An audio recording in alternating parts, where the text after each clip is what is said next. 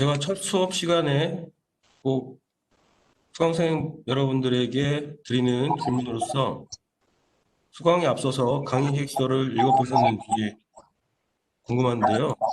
제 경험에 의하면 대부분의 학생들이 강의 계획서를 잘 읽어보지 않거나 대충 확인만 하는 학생들이 있는데요. 제가 이러한 질문을 드리는 이유는 강의 계획서에는 우리 수업과 관련된 교과목 개요부터 해서 수업 운영 방식, 그리고 수업 목표, 평가 방법, 또 더 나아가서 주차별 수업 계획이 모두 함축되어 있기 때문에 강의 계획서를 읽어보시면은 앞으로 수강하는데 전체적인 플로우를 참고하는데 도움이 될 수가 있기 때문입니다. 그래서 혹시라도 아직 강의 계획서를 읽어보지 않은 학생이 있으면은 오늘 수업 끝나고 꼭 읽어보시길 바랍니다.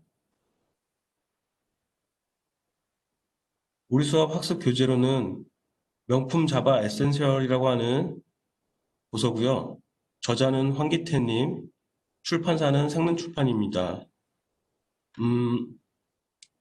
이 책보다 더 두꺼운 책이 있긴 있는데요. 그 책은 너무 분량도 많고 해서 말 그대로 에센셜, 꼭 필요로 하는 내용만 담고 있는 책입니다.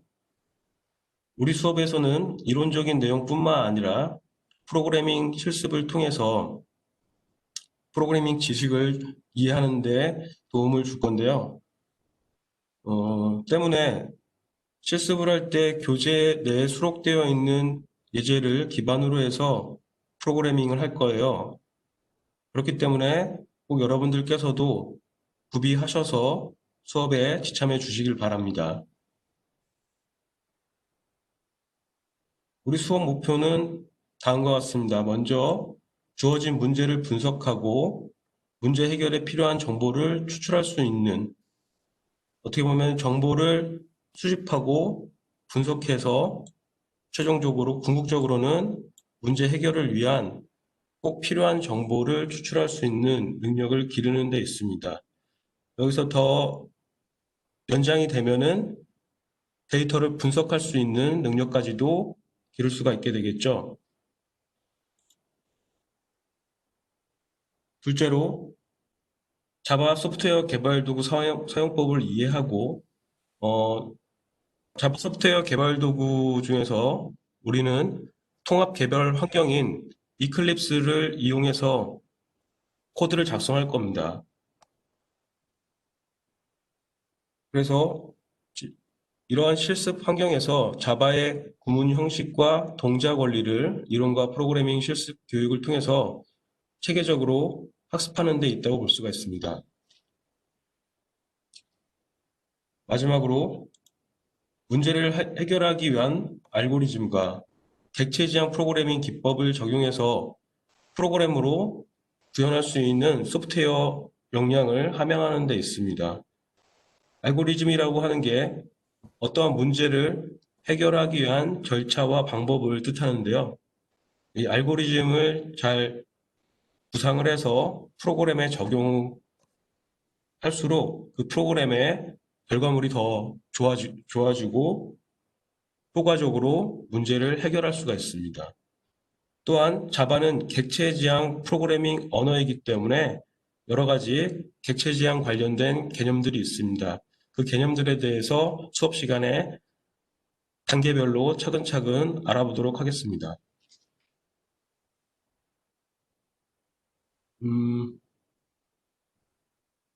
다음은 수업 운영 방식 및 시험 진행 방식인데요. 코로나19로 인해서 이번 학기도 어쩔 수 없이 비대면 수업을 기본으로 하게 됐습니다. 비대면 수업 유형으로는 지금처럼 웹엑스 플랫폼 기반으로 해서 실시간 온라인 수업으로 진행하는 형태가 있고요. 또는 사전에 녹화한 강의 영상 콘텐츠를 이클래스에 업로드하는 형태가 있는데요. 저는 지금처럼 실시간 온라인 수업 방식으로 앞으로 수업을 운영할 계획입니다. 여러분들 지금 현재 웹엑스 미팅룸에 참여하고 계시는데요. 어떻게들 접속을 하셨나요? 제가 이 클래스에 공지를 해놓긴 했는데 그 안내 사항에 따라서 접속하신 건가요? 네, 네, 맞습니다. 네, 네, 다행입니다. 옛날에는 이렇게 URL 링크 클릭으로 한 번에 오는 방법 말고 미팅 룸에 아이디 번호가 있어요. 그 번호하고 패스워드를 통해서 접속하는 그런 경우도 있었는데 지금은 훨씬 편리해졌습니다. 간단하게 링크 클릭만으로도 미팅룸 참여가 가능하기 때문이죠. 이렇게 수업을 진행을 하다가 우리 모두의 바람대로 코로나19 상황이 호전되면은 대면 수업으로 변경할 예정입니다. 그리고 시험 방식 역시 비대면 시험을 기본으로 하는데요. 어, 비대면 시험 유형 중에서 일단은 이 클래스 상에서 온라인 시험으로 해서 치를 수도 있고요. 또는 과제물을 부여를 해서 과제 대체 평가를 할 수도 있습니다. 이 두 가지 유형을 혼합해서 하거나 아니면은 하나만 선정을 해서 시험을 대체하도록 하겠습니다. 시험 역시 지금 상황이 호전되면은 기말고사만큼은 대면으로 시행할 수도 있습니다.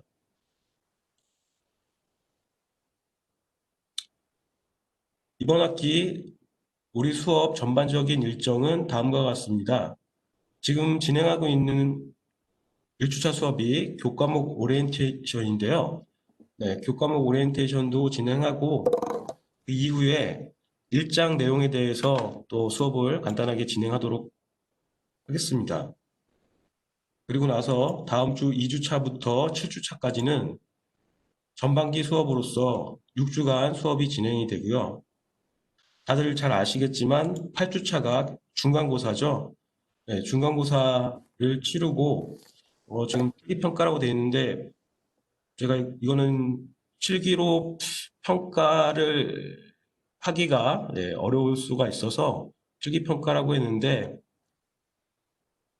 어차피 온라인 시험이니까 이게 손으로 꼭 쓰지 않아도 되는 내용이라서 이 필기평가라고 하는 내용은 수정을 하도록 하겠습니다.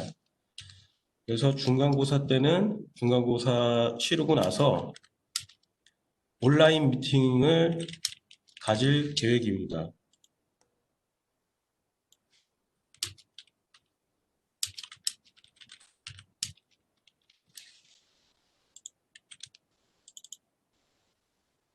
네, 중간고사 이후에 특정 시간을 할당을 해서 활용해서 여러분들과 전반적인 수업 점검도 하고 전반기 동안 여러분들이 수업 참여하면서 느꼈었던 의견도 청취해보고 질의응답하는 시간을 갖도록 하겠습니다. 또 희망하는 학생에 한해서 수업 상담도 이루어질 계획입니다. 그 이후부터 9주차부터 또 역시 6주간 후반기 수업이 진행이 되고요. 마지막 15주차에 기말고사를 치르고 한 학기를 정리하는 또 온라인 미팅 가지고 종강 인사를 드리고 마치도록 하겠습니다. 그리고 이 온라인 수업의 한계점도 있지만 반면에 온라인 수업만이 가지는 강점이 있어서 온라인 수업은 특정 장소에 가지 않아도 수업이 진행이 가능하기 때문에 공휴일에도 휴강 없이 수업을 진행할 계획입니다. 다만 이제 만약에 올해 추석 연휴가 어떻게 되는지 한번 확인해 봐야 되는데요. 명절 같은 경우에는 좀 고려를 해 보겠습니다. 왜냐하면은 명절 때도 수업을 진행하면은 고향으로 가거나 친지들 방문할 때 수업 참여가 어려울 수가 있으니까 추석은 예외 상황으로 하고 나머지 공휴일은 수업을 진행하도록 할게요.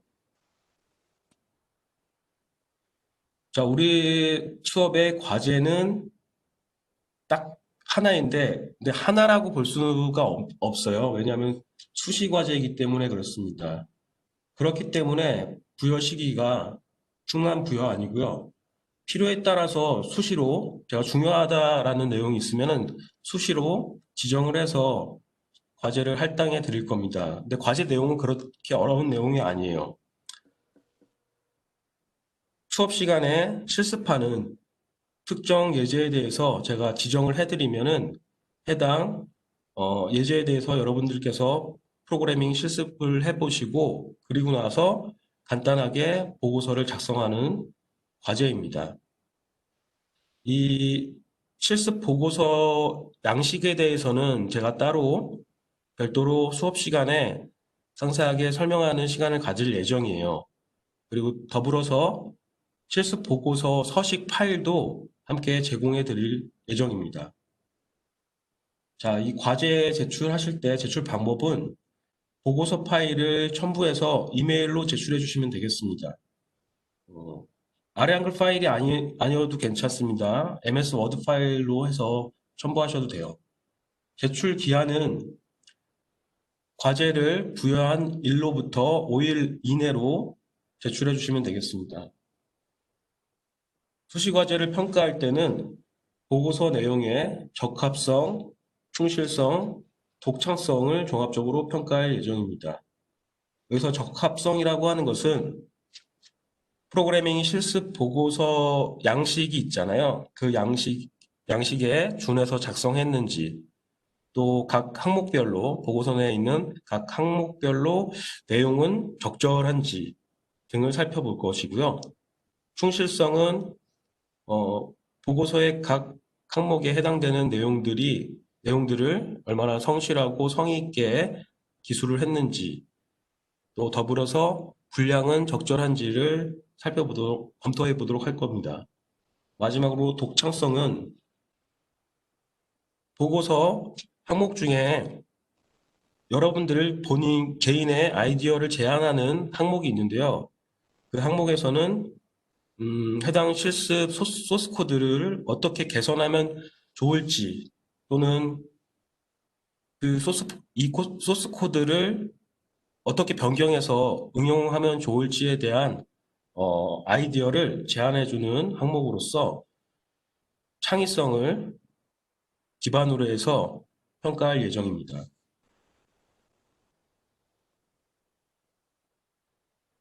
자, 그리고 교수자와 학습자 간의 긴밀한 소통과 또 상호작용을 위해서 온라인 소통 채널을 마련했는데요. 가장 기본적인 소통 채널이 뭐겠어요? 온라인상에서. 물론 지금 스마트폰을 통해서 실시간 채팅도 가능한데 기본적으로 이메일로 많이 주고받죠. 그래서 제 이메일 주소는 브레인이라고 하는 계정을 쓰고요. 웹서버 도메인은 우리 학교 도메인과 같습니다. 이 메일 주소 잘 기억해 두셨다가 나중에 수업 또는 성적 관련 문의를 하시거나 앞서 제가 설명드렸었던 과제 결과물을 제출하실 때 사용하시면 되겠습니다. 두 번째로 이클래스와 웹엑스를 이용을 해서 일단 이클래스에는 제가 수업 관련돼서 주요 공지사항들을 안내해 드릴 거고요. 그리고 수업이 끝나고 나서 각 수업 주차별 학습 자료, 이런 PPT 자료를 제공해 드리도록 하겠습니다. 그리고 웹엑스 상에서는 수업 중에 실시간으로 질의응답할 수 있도록 운영할 계획이고요. 그래서 수업 중에 궁금한 사항은 채팅을 통해서 여러분들 음성은 다 소거를 해놨기 때문에 채팅을 통해서 질의응답을 해주시면 되겠습니다. 마지막으로 이 두 개의 채널로는 원활한 소통이 부족할 수가 있어서 좀 더 개선하고자 카카오톡 오픈 채팅방을 제가 개설을 해서 여러분들께 링크를 공유를 해서 전달해 드리면은 자발적으로 이제 링크를 통해서 참여하시면 되는데요. 참여하실 때 반드시 본인 실명으로 입장을 해주세요. 뭐, 팅커벨 이런 거 말고요. 네, 본인 이름으로 해야지 제가 누군지 구분을 할 수가 있으니까.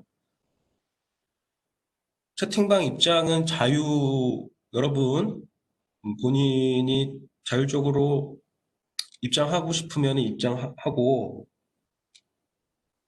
음, 좀 채팅하는 게 싫다 그러면은 입장을 하지 않으셔도 되는데요. 근데 입장을 하지 않으면은 남들보다 정보 습득하는 게 좀 느려질 겁니다. 왜냐하면은 카카오톡을 통해서는 제가 신속하게 공지사항을 전달할 때, 단톡방에다가 전달을 할 예정이고요.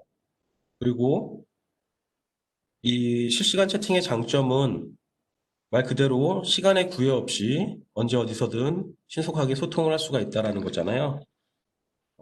그런데 이제 오픈 채팅방에서는 여러분들께서 꼭 수업과 관련된 이야기만 나누실 필요는 없어요. 어, 가끔씩 일상생활 속에서 벌어지는 소소한 이야기라든지 아니면은 참 유용한 정보가 하나 있는데 나 혼자 알고 있기는 좀 그렇고 다른 사람과 공유하면 좋겠다 하는 좋은 정보가 있으면은 공유를 통해서 우리 서로 공감대와 좋은 유대 관계를 형성해 나갔으면 좋겠습니다. 이 점 여러분들 협조 부탁드리고요. 저 혼자 채팅방에서 이야기하고 있는 불미스러운 좀 사태는 없었으면 좋겠습니다. 많은 학생들이 궁금해하는 성적 평가 방법에 대해서 안내해 드리도록 하겠습니다. 자, 평가 요소는 총 5개 평가 요소를 두고 있는데요. 출석, 과제, 중간고사, 기말고사가 가장 기본적인 평가 요소인 것은 아시죠? 거기에 저는 학생 주도적인 수업 참여를 위해서 수업 참여라고 하는 또 항목을 두었습니다. 각각 가중치는 출석 10%, 과제 20%, 중간고사, 기말고사 각각 30%, 수업 참여는 10%를 두어서 합산하면 100%죠. 그래서 총점 100점이 되겠습니다. 여러분들 즉 학생 주도적인 수업 참여 활성화와 독려하기 위해서 수업 참여 우수자에게 가산점을 부여해서 수업 참여 점수에 가산하도록 하겠습니다. 가장 이상적인 대학의 수업은 학생이 주도하는 수업이라고 생각하고 있습니다, 저는. 음, 물론 교수자가 거의 많은 그 수업에서 많은 비중을 차지하긴 하는데 너무 원사이드하게 진행하는 것보다는 중간중간에 여러분들과 이야기도 나누면서 또 반대로 여러분들 중에서 자기 의견이 있으면은 생각이 있으면은 의견도 제안도 해보고 하면서 서로 많은 소통이라든지 교류 활동이 있었으면 좋겠습니다. 자, 그래서 수업 참여에 대해서는 앞서 얘기했었던 소통 및 교류 활동을 참고해서 수업 참여에 반영을 할 거예요. 대표적인 예로 지금 여러분들과 대화하는 게 이메일도 있고 하는데 웹엑스 채팅이라든지 오픈 채팅방에서의 또 채팅 활동이 있죠. 다 일종의 소통 및 교류 활동이기 때문에 수업 참여에 반영을 해서 정량적으로 평가하도록 하겠습니다. 그리고 당연한 얘기겠지만 과제를 제출하지 않거나 시험에 응시하지 않은 학생은 0점 처리가 되니까 이 점 꼭 유념해 주시길 바랍니다. 과제를 제출하지 않았는데도 기본 점수가 있겠지 하고 아니한 생각을 가지시면 안 돼요. 시험도 마찬가지고요. 그러니까 꼭 과제와 시험은 제출 및 응시해 주시길 바랍니다. 성적평가 방법에 대한 추가 안내사항입니다. 성적평가 유형은 크게 두 가지로 구분되는 거 아시죠? 상대평가와 절대평가가 있는데요. 원래 우리 수업은 기존에는 상대평가로 성적을 평가했습니다. 그런데 코로나19로 인해서 어려워진 학습 여건을 고려를 해서 절대평가로 성적을 평가하도록 정했습니다. 그래서 앞에서 제가 말씀드렸던 평가 요소인 출석부터 수업 참여 점수를 합산해서 총점을 산출하고요. 그리고 나서 이 총점을 토대로 아래에 보시는 테이블처럼 각 총점 구간별로 해서 이에 준하는 학점을 배정할 계획입니다. 이 테이블 잘 살펴보시고요. 이제 다들 잘 알고 계시리라 믿습니다. 2학기니까. 그래서 절대평가의 장점은 각 학점 등급별로 인원수에 제한이 없다라는 점이 장점이긴 한데요. 반대로 얘기하면은 낮은 학점도 인원 제한이 없다라는 또 단점이 발생할 수 있기 때문에 가급적이면 근데 여러분들 다 열심히 성실하게 참여를 해주시고 특별하게 수업 참여라든지 성적에 큰 문제가 없는 한 학점에 대해서는 제가 지금 어려운 시기와 환경을 고려를 해서 배정해 드릴 예정입니다. 오리엔테이션을 마치기에 앞서 몇 가지 당부 말씀 전하고자 합니다. 먼저 수업 준비는 철저히 해달라는 말씀을 드리는데요. 수업 준비에 대해서는 크게 어려운 점은 없습니다. 딱 하나, 교재만 반드시 구비해서 지참해달라는 말씀을 드리고요. 그리고 수업 중에 꼭 기억해야 될 주요 학습 포인트라든지 주요 공지에 대해서는 잊어버리지 않게 메모해두는 습관을 지니셨으면 좋겠습니다. 여러분들 중에서는 무단결석을 하는 학생은 없으리라고 생각하는데요. 부득이하게 결석할 수밖에 없는 상황이 발생하면은 결석 사유 관련 증빙 서류를 결석한 날, 즉 수업일로부터 2주 내로 이메일을 통해서 제출해 주시면 되겠습니다. 서류 같은 경우에는 스캔을 해서 제출해 주시면 돼요. 스캔 파일로 해서 스캔 파일을 첨부해서 이메일로 발송해 주시면 되겠습니다. 끝으로 수업에 적극적으로 참여해 달라는 당부 말씀을 드립니다. 이 부분에 대해서는 앞서서도 강조했었었죠. 즉 소통 및 교류 활동에도 열심히 적극적으로 참여를 해서 질의, 응답, 의견에 대해서 자발적으로 인위적으로 하실 필요는 없어요. 자발적으로 제시해서 원활한 소통의 장을 이어나갔으면 좋겠습니다. 그렇게 하면은 수업이 좀 더 즐겁고 유쾌하게 진행될 수가 있어요. 역동적으로. 자, 그럼 이상으로 1주차 교과목 오리엔테이션을 마치도록 하고요.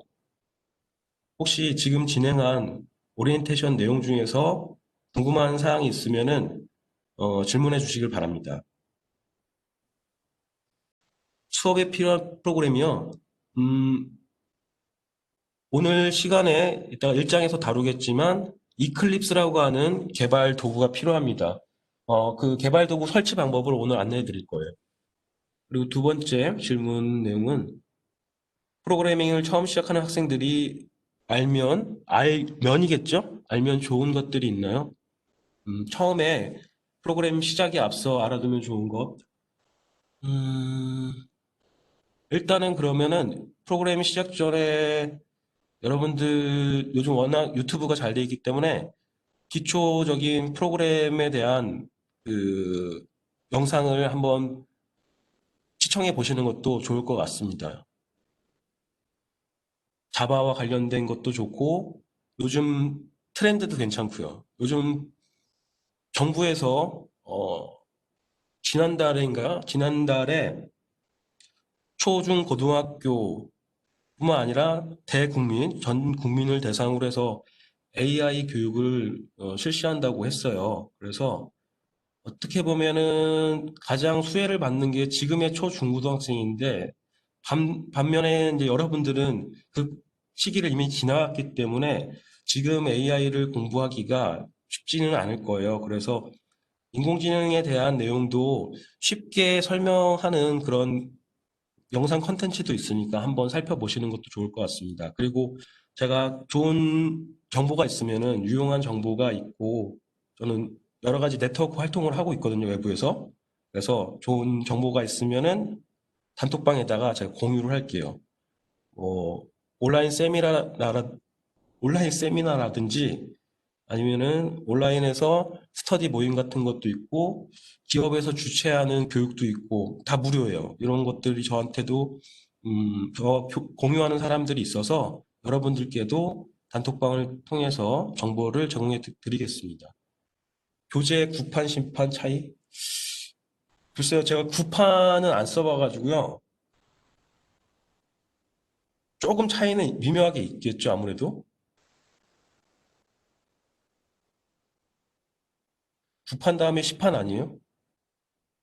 죄송하고요. 단톡방은 기존에 개설된 방으로 들어가면 되는, 아니에요. 단톡방 기존에 개설된 방을 근데 어떻게 알고 있어요?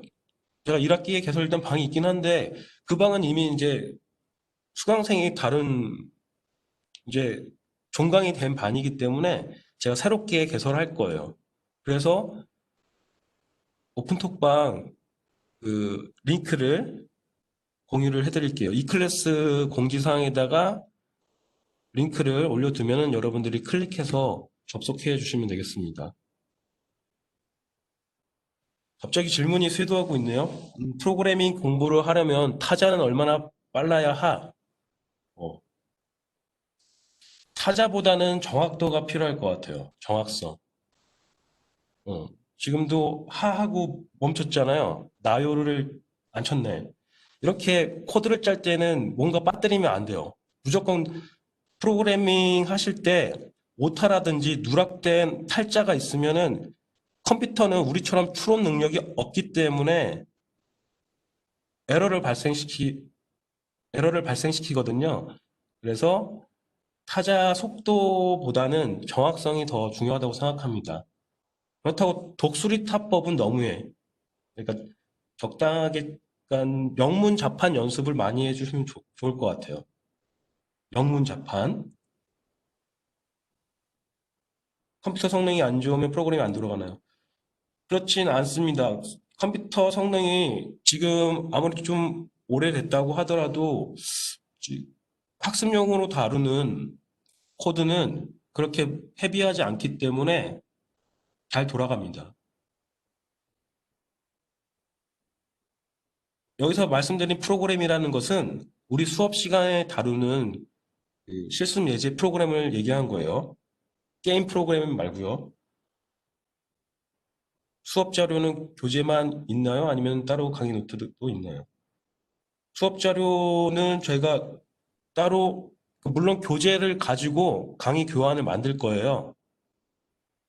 교재에 있는 내용이 너무 많다 보니까 중요한 부분만 요약해서 정리해서 이렇게 프레젠테이션 자료를 만들어서 강의도 하고 그 자료를 수업 끝나고 이클래스에다가 제공해 드리겠습니다. 아시겠죠?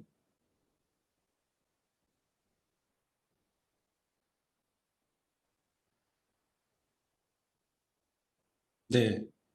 이렇게 마지막 질문에 대한 답변 드렸고요. 이제 반대로 제가 여러분들께 질문을 드릴게요. 우선 제가 지금 말하는 톤은 어떤 것 같아요? 톤이라고 해야, 볼륨이라고 할게요. 볼륨 너무 목소리가 큰지 작은지 적당한지를 좀 말씀해 주셨으면 좋겠습니다. 네, 감사합니다. 어, 그리고 말하는 속도는 어때요? 좀 느려요? 빨라요? 아니면 적당한가요? 속도요? 네, 감사합니다. 그, 제가 어떻게 보면은 여러분들 개인 성향에 따라 조금 느리다고 느껴질 수도 있는데요.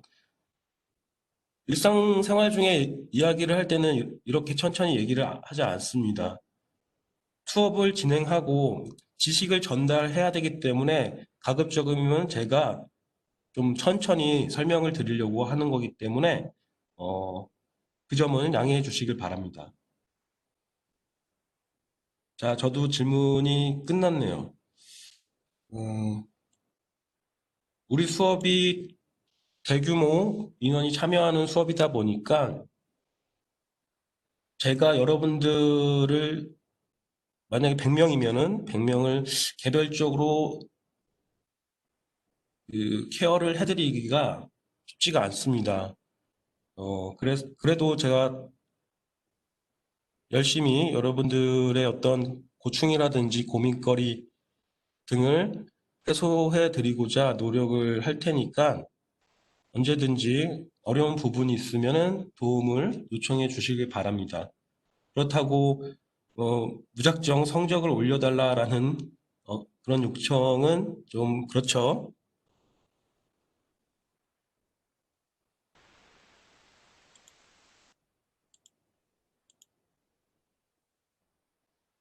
자, 이제부터 본격적으로 1장 수업을 진행하도록 하겠습니다. 1장의 학습 주제는 자바 시작이라고 되어 있는데요. 말 그대로 자바를 시작할 때 꼭 필요한 사항들에 대해서 또 자바 프로그램을 개발할 때 필요한 개발 도구 설치법에 대해서 소개하도록 하겠습니다. 우선 컴퓨터와 소프트웨어에 대한 간단한 기초 지식인데요. 우선 컴퓨터라고 하는 것은 하드웨어에 비유할 수가 있죠. 하드웨어라고 할 수가 있죠. 그래서 사실 컴퓨터를 하드웨어와 소프트웨어로 나누는데요. 네. 그냥 컴퓨터라고 하면은 하드웨어를 뜻하기도 하지만 정확히 엄밀하게 따지면은 컴퓨터라고 하는 것은 하드웨어와 소프트웨어로 구성이 되어 있습니다. 하드웨어는 우리 인간의 비유를 하면은 바디에 해당이 되는 거고요.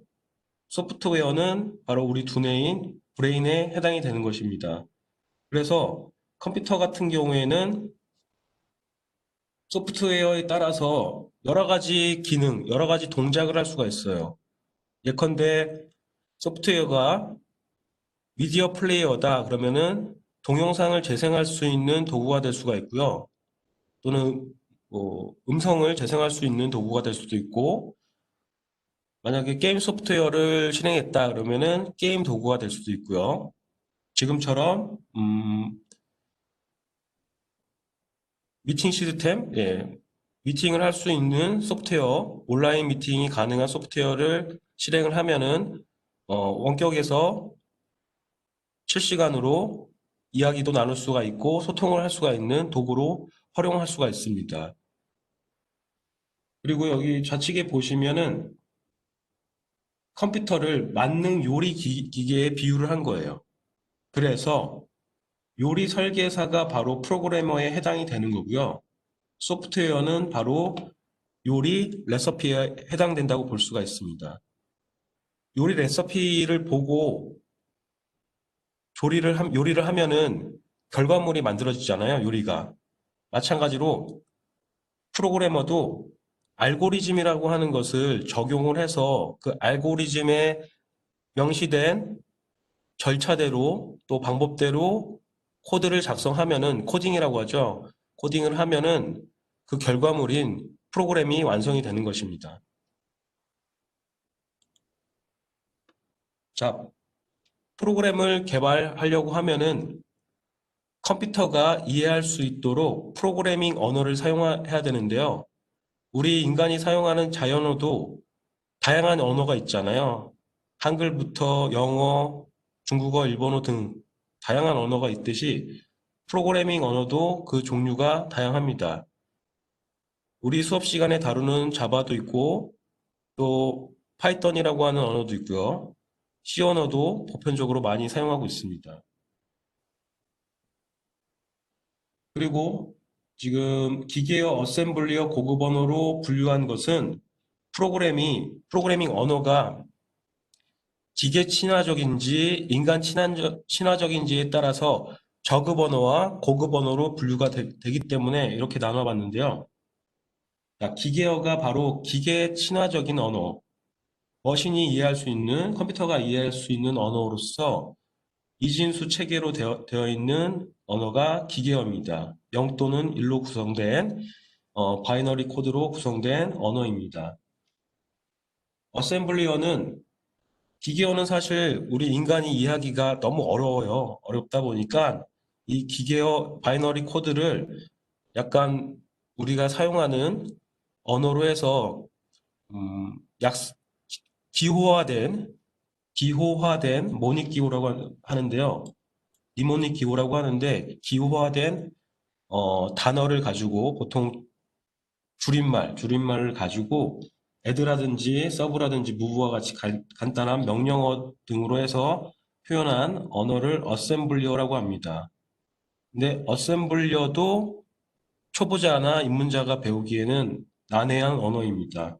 그래서 좀 더 우리 인간에게 친숙한 언어를 개발한 것이 있는데 그게 바로 C나 자바, 파이썬 등이 있는데요. 이러한 언어를 고급 언어라고 합니다.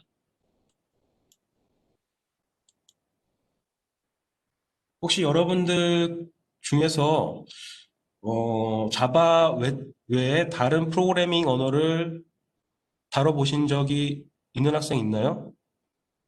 각자 본인이 경험해봤던 프로그래밍 언어를 한번 올려보실까요?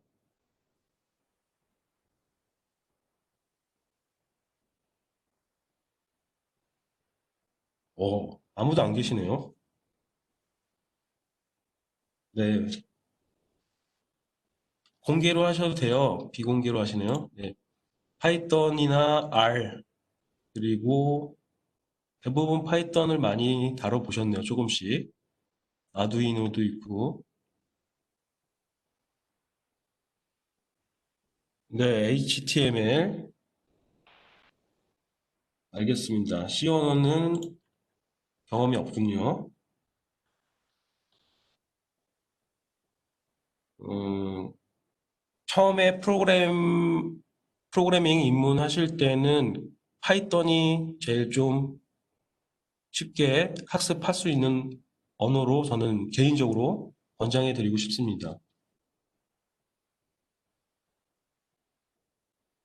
자, 그리고 프로그래밍 언어를 가지고 프로그램을 작성하는 것을 프로그래밍이라고 하는데요. 예, 프로그램에다가 ing를 붙인 거죠. 그리고 컴파일이라고 하는 용어가 있는데 이에 대해서 설명드리도록 하겠습니다. 자, 프로그래밍을 통해서 코드를 작성하면은 그게 코딩 과정이잖아요. 코딩을 통해서 소스 코드를 만든다. 그래서 소스 코딩을 줄여서 코딩. 그럼 뭐가 생성이 되겠어요? 소스 파일이 생성되겠죠. 그래서 소스 파일이 바로 프로그래밍 언어로 작성된 파일을 뜻하는 용어입니다. 그런데 이 소스 파일만 가지고는 실행이 안 돼요. 왜? 소스 파일은요, 우리 인간이 이해할 수 있는 자연어잖아요. 프로그래밍 언어 내용 보면은 자바도 그렇고, C도 그렇고, 파이썬도 그렇고, 영어로 돼 있잖아요. 그렇기 때문에 컴퓨터가 명령을 이해하고 처리할 수가 없어요. 따라서 앞서 말씀드린 것처럼 컴퓨터가 이해할 수 있는 바이너리 코드로 변환을 시켜줘야 되는데 그 과정이 바로 컴파일입니다. 소스 파일을 컴퓨터가 이해할 수 있는 기계어로 변환하는 과정을 컴파일이라고 하고요. 이 과정에서 한 가지 추가적인 작업이 일어납니다. 뭘까요? 바로 소스 코드의 오류를 검사하는 작업이 수반이 됩니다. 즉, 컴파일 작업에서 두 가지 작업이 이루어지는데요. 컴파일 과정에서 두 가지 작업이 이루어지는데 첫 번째로 소스 파일을, 즉 소스 코드를 기계어 코드로 변환하는 작업. 두 번째로는 소스 코드에 오류가 있는지를 검사하는 작업. 그래서 소스 코드에 오류가 있다. 그러면은 컴파일 에러를 발생시킵니다. 그럼 어떻게 해야 되느냐? 컴파일 오류 내용을 참고해서 소스 코드에서 오류가 난 부분을 수정해서 다시 컴파일을 해주면 됩니다. 그래서 그렇게 큰 리스크는 없습니다. 우리가 여러분들이 실제로 물리적인 공간에서 어떤 작업을 하다가 실수하면은 리스크가 따르잖아요. 그런데 프로그램이라고 하는 게 상당히 장점이 뭐냐면은 코드에 오류가 있어도 여러분들께서 어떤 로스가 없어요. 물론 시간적인 손실은 조금 있겠죠. 근데 뭐 경제적인 손실 이런 건 없잖아요. 디코딩이라고요? 디코딩은요, 예, 디코딩은 코드를 해석하는 건데요. 컴파일과는 약간 다릅니다. 디코드는 예를 들어서 암호화된 것을 복호화해서 풀어주는 그런 의미로 사용될 수 있고, 디코딩이 더 넓은 의미고, 컴파일은 소스 코드를 디게어 코드로 바꿔주는 그 작업이나 과정을 의미하는 거예요.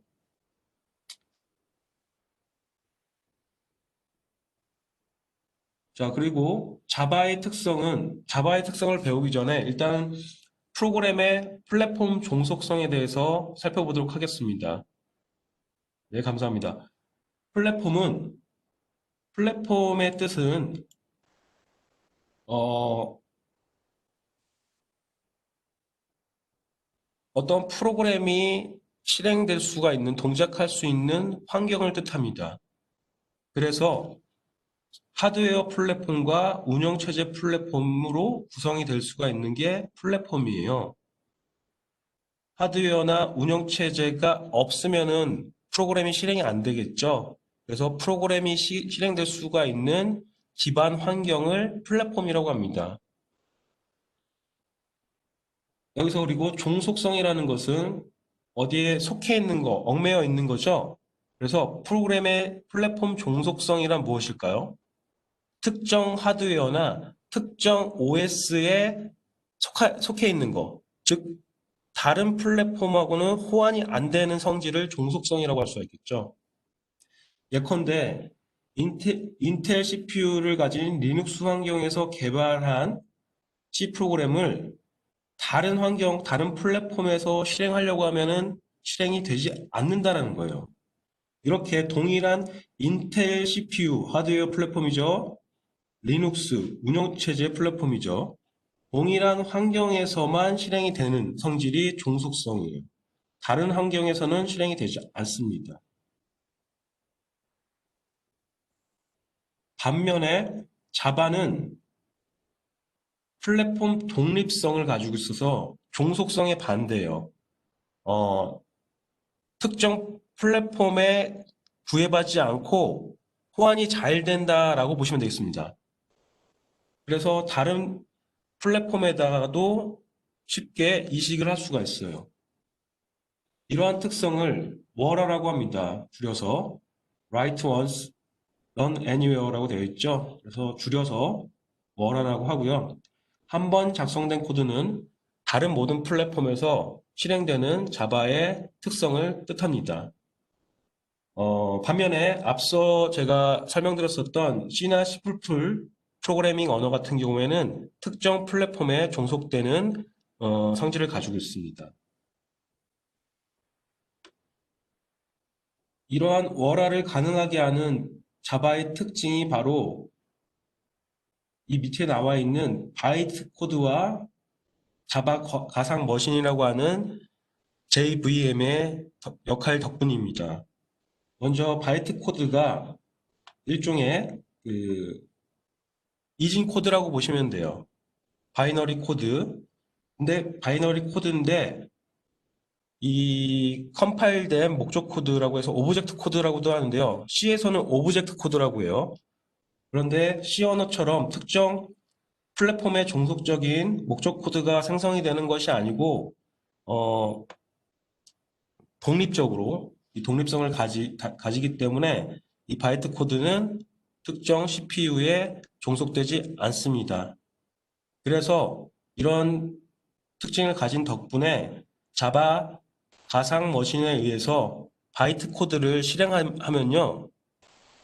외부 환경, 다른 환경에서도 실행이 될 수가 있는 것입니다. 즉, 자바 버추얼 머신이라는 게 가상의 컴퓨터라고 보시면 돼요. 그래서 서로 이기종인데도 불구하고 JVM 덕분에 기종이 서로 다르더라도 JVM은 공통적이잖아요. 그래서 그 자바 버추얼 머신 상에서 바이트 코드를 실행하기 때문에 호환성을 유지하게 되는 것입니다. 자, 지금 내용이 바로 또 그림으로 표현했는데요. 자바 응용 프로그램 같은 경우에는 한번 작성하면은 어디에서든 어느 플랫폼에서든 실행이 된다라는 특성을 가지고 있습니다.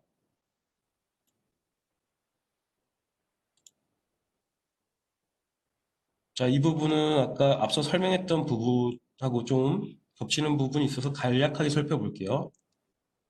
자바나 C 언어 같은 경우에는 둘 다 컴파일러를 통해서 컴파일을 하게 되는데요. 자바 같은 경우에는 컴파일에 의해서 바이트 코드를 생성하고 반면에 C 언어는 바이너리 실행 파일을 생성을 합니다.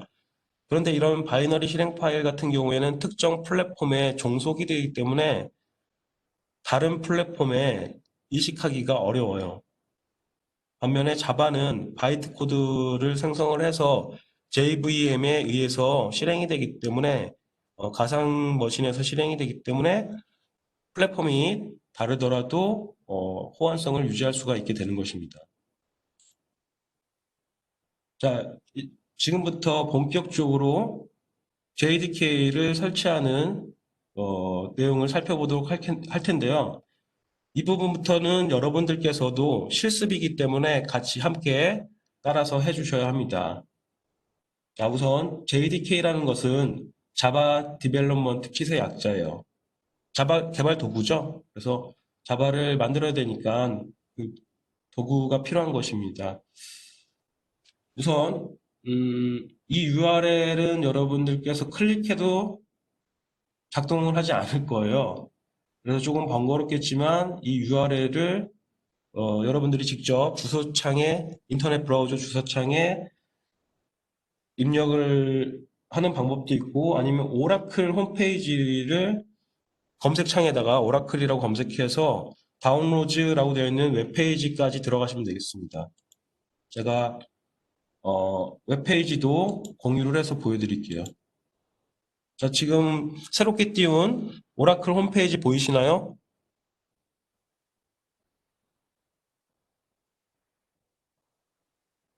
네.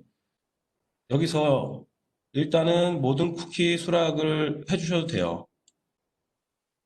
그리고 나중에 삭제하면 되니까. 여기까지 접속을 하셨나요? 조금만 시간을 드릴게요.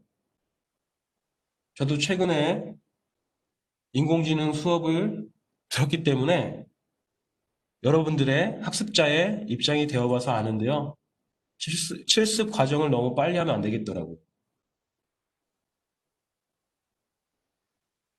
아, 참, 이렇게 이타적인 학생이 있어서 너무 좋아요. 링크를 딱 공유해 주잖아요. 복사해서 복붙하시면 되겠죠. 주석 달기 요청인데요. 이거는 제가 모든 학생에게 거절을 할 거예요. 이거는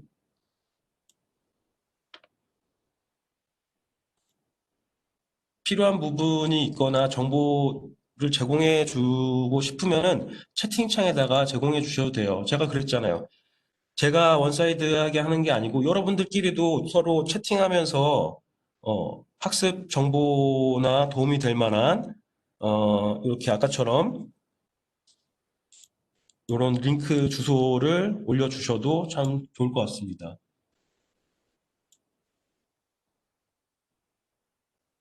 자, 여기까지 다들 대부분 접속을 하셨으리라고 생각하고 다시 PPT 화면으로 돌아가세요.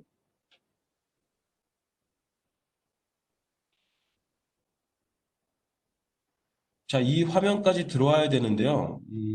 일단은 요즘 홈페이지들이 이렇게 리뉴얼되고 업데이트되면서 조금 제가 이 강의 교환에 있는 내용 화면과 약간 상이할 수가 있습니다. 그래서 제가 부연 설명을 해드리는 거예요.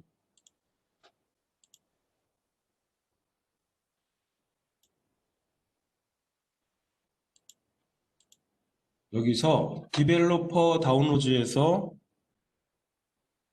스크롤 바를 쭉 내려보세요. 천천히 천천히.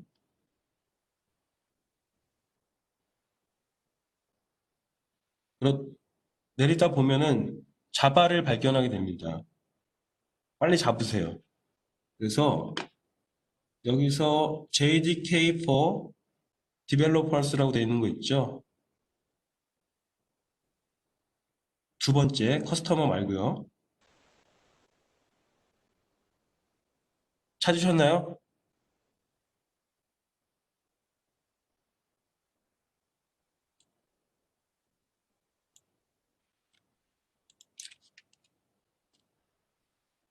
그래서 이 링크를 클릭해서 들어가 보시면은 JDK 다운로드라고 되어 있는 또 링크가 있어요. 이 링크를 클릭해서 뭔가 상자를 여니까 그 안에 또 상자가 있는 것 같죠? 네. 다운로드 페이지까지 들어왔으면은 여기서도 스크롤 바를 쭉 내려 보시면은 거의 다 왔어요. 여기서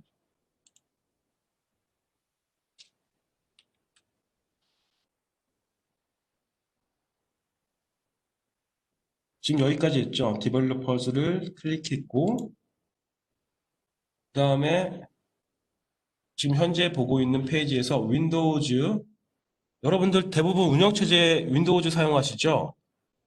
만약에 리눅스를 사용하시면은 리눅스 버전으로 설치를 하셔야 돼요. 근데 리눅스를 사용할 정도의 유저면은 어, 우리 수업은 참 쉬운 수업이 될 텐데요. 맥 OS 버전도 있어요.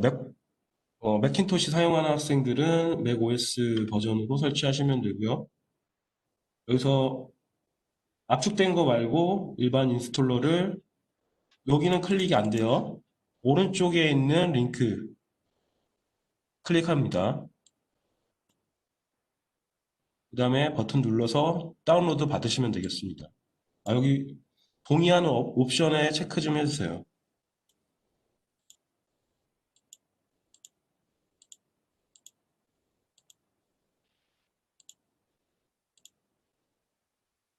동의 옵션에 체크를 하셔야지 다운 받으실 수가 있어요. 다운로드는 금방 끝나죠.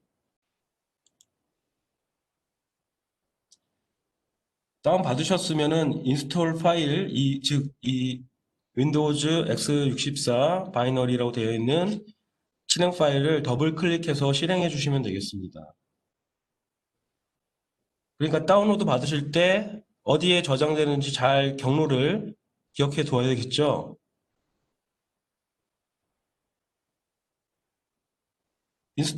인스톨러를 실행하면은 간단하게 넥스트 버튼 누르면서 진행해 주시면 됩니다.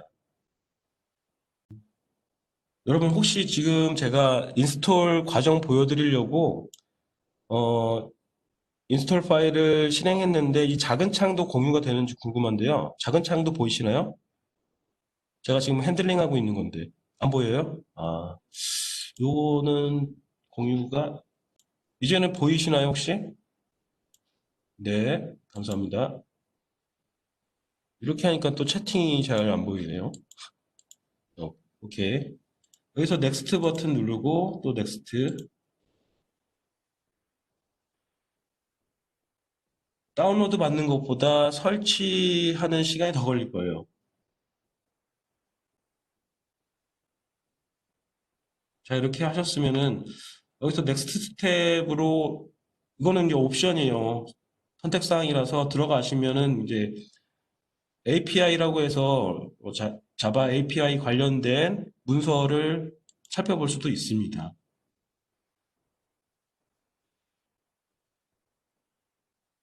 각종 그 관련된 정보라든지 대부분 기술적인 내용들을 담고 있어요. 자, 빨리 닫아줍시다. 이거 닫아주고 클로즈 해주시면은 설치가 마무리 되고요.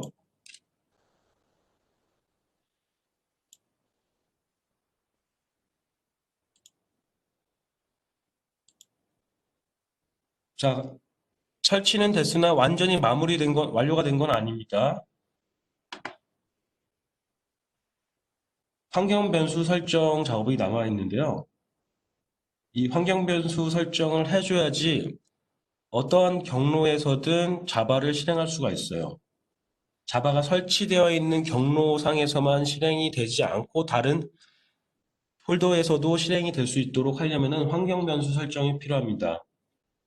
우선 JDK가 설치된 경로를 복사해 주셔야 되는데 여기부터 주의 깊게 설명을 들어주시길 바랍니다. 기본 디폴트 설치를 했으면은 대부분의 학생들이 C 드라이브에 프로그램 파일즈 내에 자바 해서 경로가 있을 텐데요. 프로그램 파일즈 폴더 내에 설치가 된다라는 건데요. 만약에 다른 경로를 여러분들이 지정을 했다 그러면은 해당 경로로 이동해 주시면 되겠고요.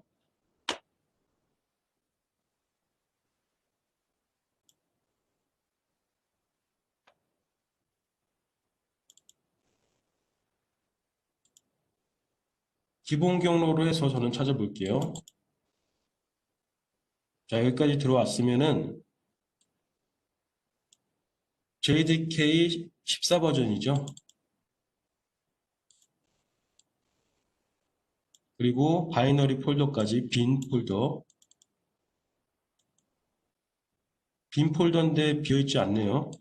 자, 여기서 복사하는 방법을 알려드릴게요.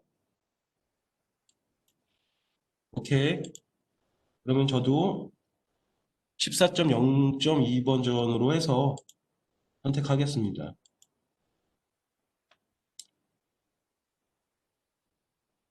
자, 지금 저의 경우, 저의 사례처럼 자바 버전이 2개 설치된 학생은 굳이 2개를 설치할 필요가 없어요. 즉, 옛날 버전은 지우셔도 되는데, 그렇다고 최신 버전이 무조건 좋은 건 아니에요. 왜냐? 옛날 버전이 좋을 수도 있는 게, 그만큼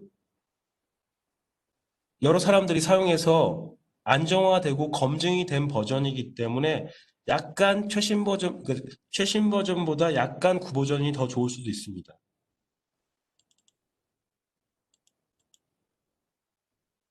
빈 폴더까지 오셨죠? 자, 여기서 간단하게 이 경로 복사하는 방법을 알려드릴게요. 여기 다시 원래는 이렇게 각각의 폴더들이 부등호와 함께 사이사이에 연결이 되어 있는데 이렇게 해서는 복사가 안 되니까 이 경로가 있는 창에다가 마우스 클릭을 한 번만 해주세요. 비어있는 부분을 마우스 원 클릭을 해주시고 자동으로 블록 지정이 돼 있죠. 블록 지정이 돼 있으니까 컨트롤 C 눌러서 단축키 컨트롤 C 아니면 마우스 오른쪽 클릭해서 복사 하셨나요? 이렇게 해두시고요. 자, 그 다음에 본격적으로 환경 변수 설정을 위해서는 제어판에 들어가셔서 아니면은 내 컴퓨터 아이콘을 오른쪽 클릭하셔서 두 가지 방법이 있어요. 제어판을 통해서도 들어갈 수가 있고요. 내 PC 아이콘을 오른쪽 클릭을 해서 고급 시스템 설정으로 들어가는 방법이 있습니다. 내 PC를 마우스 오른쪽 클릭해서 이게 또 윈도우 10이다 보니까 제어판으로 한번 들어가 볼게요.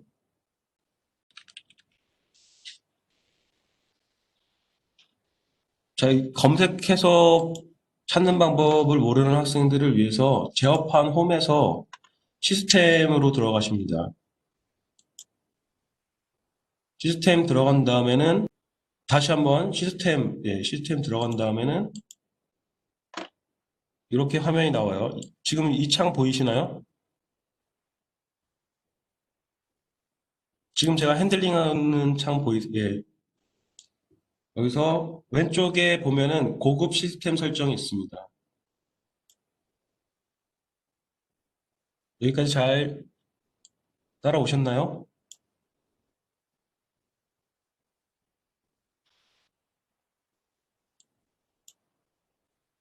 중간에 놓치거나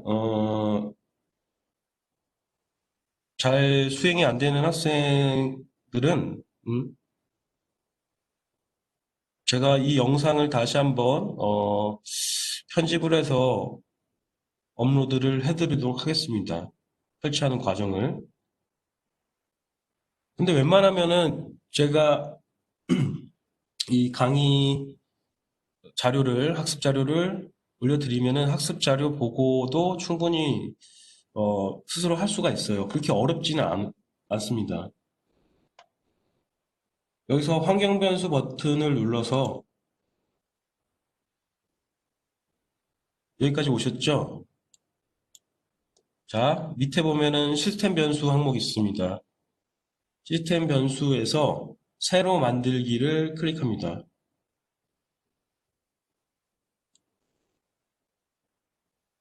뭐 여러 가지 방법이 있는데 패스 변수에 지정을 하는 방법이 있고요. 일단 제가 만들어 놓은 자료를 토대로 할게요.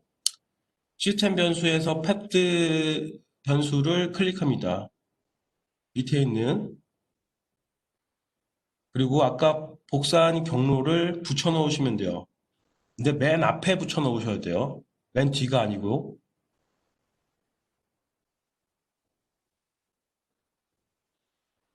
자, 다시 보여드리겠습니다. 새로 만들기 말고 변수 패드를 더블 클릭 또는 원클릭 해놓고 편집 눌러도 되고요. 좀 다르네요. 제가 작업한 이 강의 자료 만들 때 윈도우 10 버전이 아니었거든요. 윈도우 10에서는 이렇게 변수 추가하는 게 되게 쉽네요. 네. 새로 만들기 눌러서 여기에다가 붙여 넣으시면 돼요. 아주 쉽네요.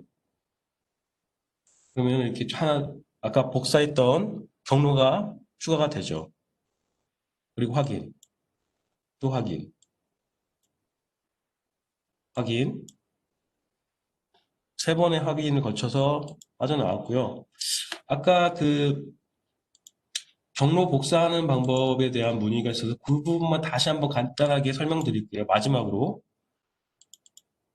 자, 여러분들 컴퓨터에서 C 드라이브 들어가서 프로그램 파일즈 폴더에 아까 처음에 설치할 때 경로를 건드리지 말았어야 돼요. 꼭 하지 그러니까 하라는 대로 안 하고 엉뚱하게 하려고 하는 학생이 있는데 그거는 기초 과정에서는 기초 과정을 거치고 나서 기본기를 떼고 나서 나중에 응용 단계에서는 여러분들이 마음대로 여러 가지 방안으로 변형도 해보고 변경하셔도 상관은 없는데 지금 기초 과정에서는 그대로 이 가이드에 따라서 수행을 해주셔야지 차질을 빚지 않습니다. 프로그램 파일즈에 자바 보이시나요? 자바에서 JDK 14.0.2 더블 클릭 그리고 빈 폴더까지 가야 돼요. 그 다음에 그 위에 경로가 있는 창에 빈 곳을 마우스 원클릭합니다. 그럼 자동적으로 블록 지정이 돼요. 수동으로 원래 우리가 마우스 드래그해서 블록 지정을 하잖아요. 똑같아요. 그 다음에 이 블록 내를 마우스 오른쪽에서 복사해도 되고 아니면 블록이 지정된 상태에서 키보드의 컨트롤 C를 눌러도 됩니다. 이렇게 해서 복사를 해두면은 눈에는 안 보이겠지만 클립보드에 지금 복사가 된 상태입니다. 그리고 나서 아까 고급 시스템 설정에서 환경 변수 버튼 눌러서 시스템 변수 중에서 스크롤 바를 내려보면은 패트라고 하는 변수가 있습니다. 이 패트 변수를 더블 클릭. 그리고 나서 새로 만들기 해서 붙여 넣으시면 돼요. 저는 이미 만들었으므로 삭제하겠습니다. 됐나요, 이제? 자, 이렇게 해서 환경 변수 설정까지 마무리를 했고요.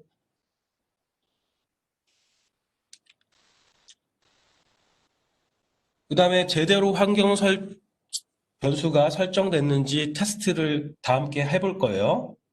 어, 일단은 cmd 명령어를 통해서 콘솔 모드로 전환을 해야 됩니다. 자, cmd 입력은 윈도우즈 시작 버튼 오른쪽에 돋보기 모양의 아이콘을 클릭해서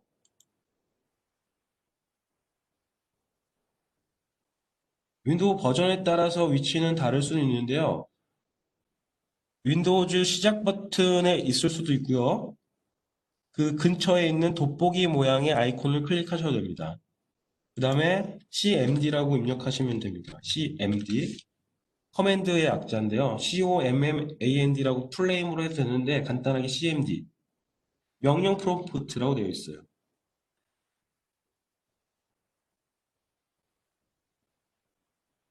여기서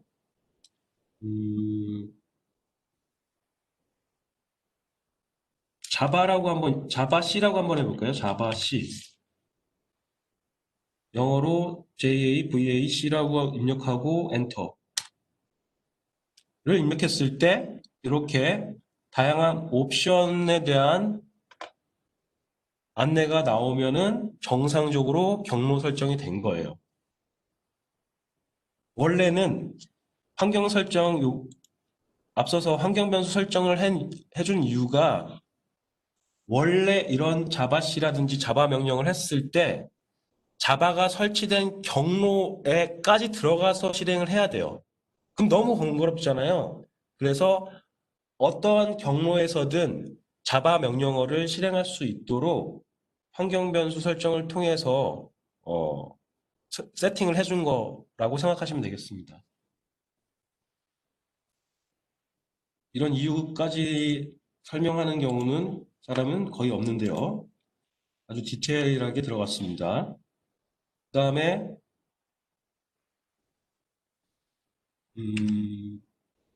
네, JDK 파일 구조는 넘어갈게요. 이거는 그렇게 중요한 내용은 아니고 각각의 폴더 안에 어떤 파일들이 저장되는가를 보여주는 거예요. 자, 그러면 이어서 또 이왕이면 오늘 첫 시간인데 간단하게 프로그래밍 하나를 해볼까요? 메모장으로 자바 프로그램을 작성하는 부분이 있는데 이 부분은 뒤에 보면은 아마 따로 이클립스 상에서 실습하는 게 있으니까 이 부분은 일단 이론으로 설명하고 실제 실습은 이클립스를 설치한 다음에 실습을 진행하도록 하겠습니다.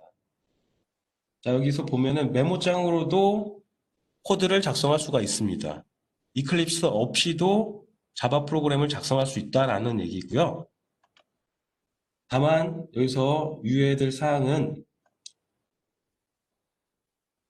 자바 소스 파일의 이름과 자바 코드상에서 소스 코드상에서의 클래스 이름이 같아야 돼요. 퍼블릭 클래스라고 되어 있는데 여기서 클래스에 대한 정의를 해주는 부분이라고 보시면 돼요. 그리고 헬로 2030이 클래스의 이름이 되겠고요. 이 클래스의 이름과 소스 파일을 저장할 때의 파일명이 동일해야 된다는 거예요. 그리고 확장자는 .ja, .java예요. 다시 한번 말씀드릴게요. 자바 코드, 자바 소스 파일의 확장자는 뭐다? 뭐뭐.java예요. 근데 이 자바라고 하는 소스 파일은 실행이 안 된다고 했어요. 그래서 컴파일을 하려고 하면은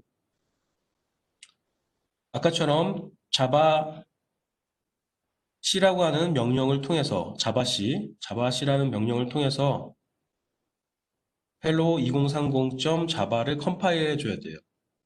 그러니까 이런 일련의 과정들이 상당히 번거롭잖아요. 그래서 이 부분은 이론으로만 설명을 드리는 이유가 실제로 개발할 때 이렇게 아주 원시적인 방법으로 개발하는 사람은 거의 없어요. 통합 개발 환경, 즉 이클립스와 같은 통합 개발 환경에서 코드를 작성하고 손쉽게 컴파일 및 실행을 할 수가 있기 때문에 프로그래밍 실습은 이클립스를 설치한 후에 체계적으로 진행하도록 하겠습니다. 자, 이제 드디어 나왔네요. IDE라는 것이 바로 통합 개발 환경을 영어로 줄여서 IDE라고 하고요. Integrated Development Environment의 약자예요. 왜 통합이냐? 소스 코드를 작성할 수 있는 편집 기능, 에디터라고 하죠. 에디터와 컴파일을 할 수 있는 컴파일러, 그리고 디버깅을 할 수 있는 디버거, 이 세 가지가 패키지처럼 통합되어 있다라고 해서 통합 개발 환경이라고 합니다. 대표적인 통합 개발 환경에는 이클립스 외에도 비주얼 스튜디오가 있습니다. 마이크로소프트사에서 개발한 비주얼 스튜디오가 있어요.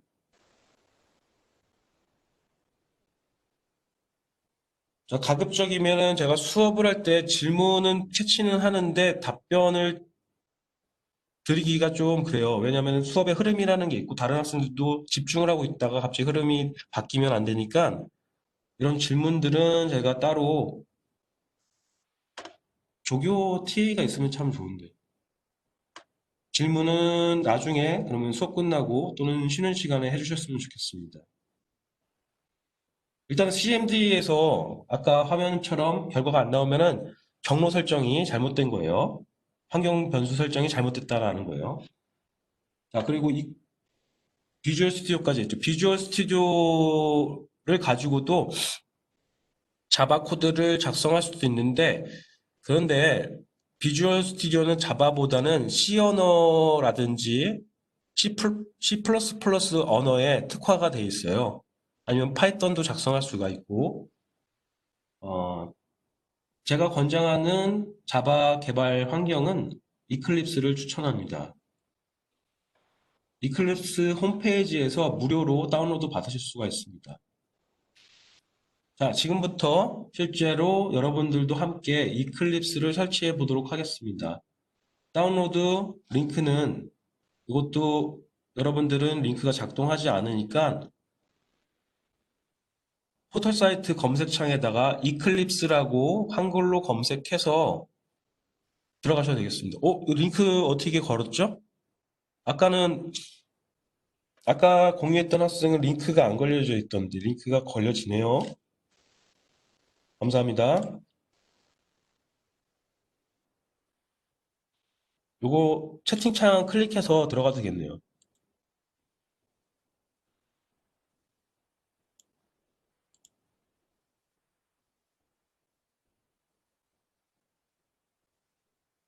자, 이렇게 해서 지금 웹브라우저로 화면을 전환했는데 이 화면 보이시나요? 제 화면. 네. 자, 그러면 여러분들이 직관적으로 여기서 어디를 클릭해야 될지 이제 아시겠죠? 오렌지 색깔의 버튼인 다운로드 64비트 버튼을 클릭해 주세요.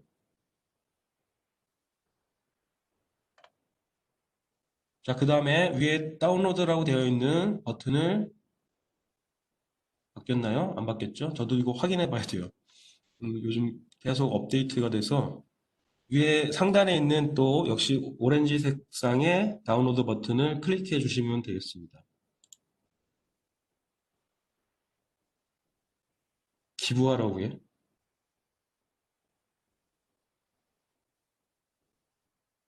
응.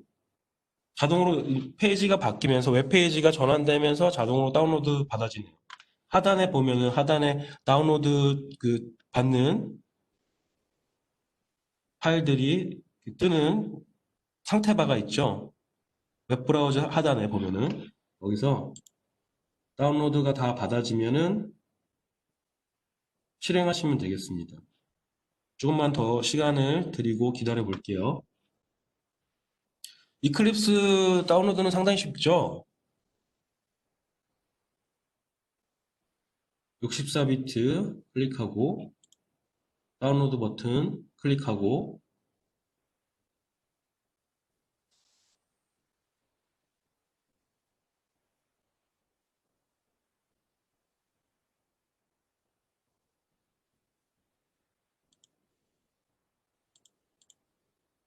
네, 저도 다 다운로드가 완료됐습니다. 그럼 실행을 해볼게요.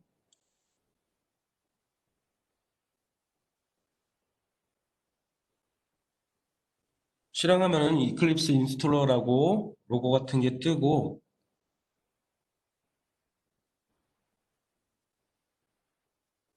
네, 여기서 여러 가지 종류들이 있는데요. 맨 첫 번째 있는 Eclipse IDE for Java Developers라고 되어 있는 첫 번째 항목을 클릭해 주시길 바랍니다. 자, 그리고 여기서 경로 수정하지 마시고요. 저는 여기서 경로는 여러분들은 아마 자바 JDK가 하나만 있으니까 바로 적용하셔도 되는데 저는 두 개라서 수정을 할 거예요. 0.2가 붙은. 자, 그리고 다른 옵션 건드리시지 마시고요. 인스톨 버튼 눌러서 설치합니다. 컴퓨터 사양에 따라서 설치 그 과정이 지연될 수도 있어요.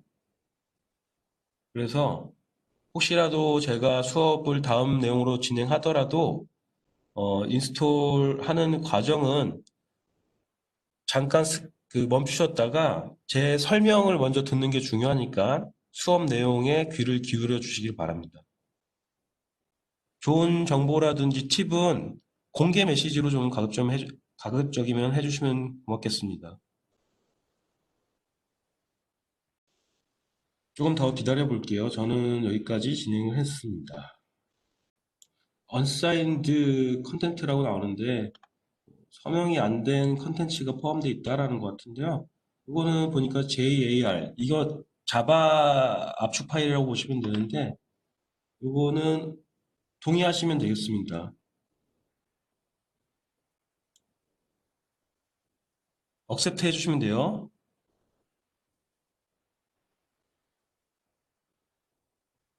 그러면은 이렇게 녹색 프로그레스 바가 녹색으로 변하면서 론치라고 바뀌어요. 그러면 론치 누르면은 이클립스가 실행이 될 겁니다. 이클립스 설치 파일을 다운받고 다운로드 받은 실행 파일을 실행해 주시면 되겠습니다. 맞아요. 다른 웹페이지로 바뀌는 이 페이지로 바뀌어요. Thank you for your download라고 바뀌어요. 이거 바뀌지만 자동으로 다운되는 거예요.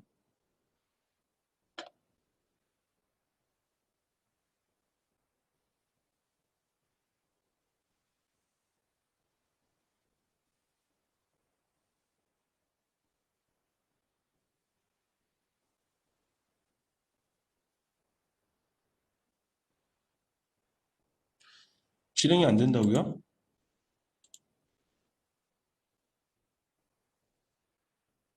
저는 실행이 지금 완전히 아니지만 일단은 실행은 됐어요. 그리고 나서 워크스페이스라고 해서 작업 공간, 즉 여러분들이 코드를 작성한 파일을 저장하는 공간을 지정해야 되는데 가급적이면 여기는 나중에 지금은 그대로 하고 기본값으로 하고 나중에 여러분들의 이름으로 해서 본인 이름의 폴더를 바탕화면에 그래야지 찾기 쉽잖아요.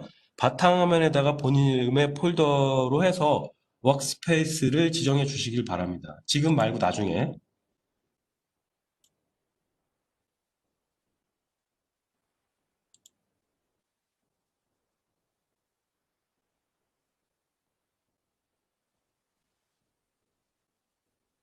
네, 오늘 뭐 네트워크가 느리다든지 컴퓨터 사용이 느려서 다운로드 받는 과정, 설치를 다 못했다 하면은 수업 끝나고라도 천천히 해서 설치를 해주시면 되겠습니다.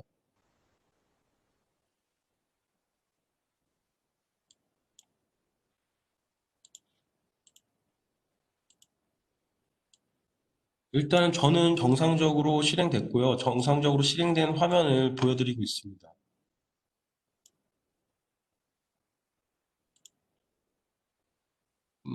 자바를 찾을 수 없다라고 하면은 뭐 여러 가지 요인이 있을 수 있어서 제가 뭐 딱히 어떤 게 원인이다라고 얘기하기가 쉽지가 않지만, 음, 일단은 자바 JDK를 설치를 하실 때, 그러니까 JDK가 설치가 안 됐거나 설치는 됐는데 아까 환경 변수 설정이 잘못되어 있거나 일 수가 있습니다. JDK 설치에 문제가 있어서 이클립스가 실행이 안 될 수가 있다는 거예요. 왜냐하면 이클립스와 자바, JDK가 연동이 되어 있기 때문에 서로 이렇게 연동이 되는데 한쪽이 제대로 설치가 안 됐거나 설치가 안 됐으면은 연동이 되어 있는 이클립스도 실행이 안 되는 게 당연하겠죠. 그러니까 다운로드가 안 됐으면은 설치도 안 됐겠죠.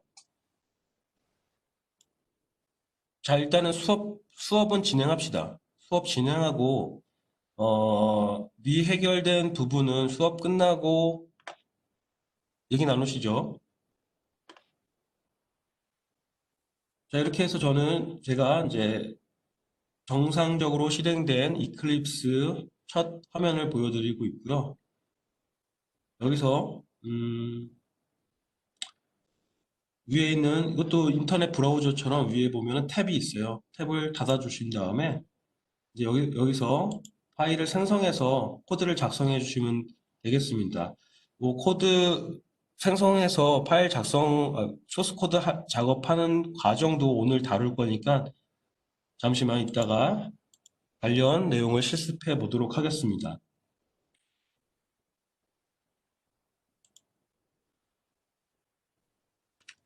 그리고 아까 말씀드렸던 게 워크스페이스 지정할 때 원래 기본값은 따로 있었죠. 디폴트 값이 있었는데 여러분들께서 본인이 코딩을 한 소스 파일을 찾기 쉬우려면은 어디가 제일 찾기가 용이하죠? 바탕화면이죠. 그래서 바탕화면에 각자 여러분들 이름의 폴더를 만들어서 지정하라고 권장했던 거예요. 아시겠죠?